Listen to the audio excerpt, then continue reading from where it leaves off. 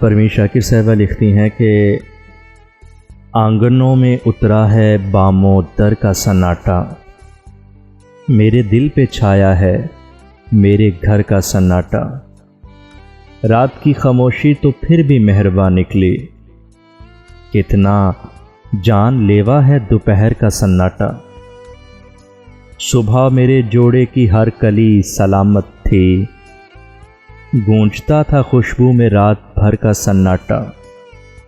اپنی دوست کو لے کر تم وہاں گئے ہوگے، مجھ کو پوچھتا ہوگا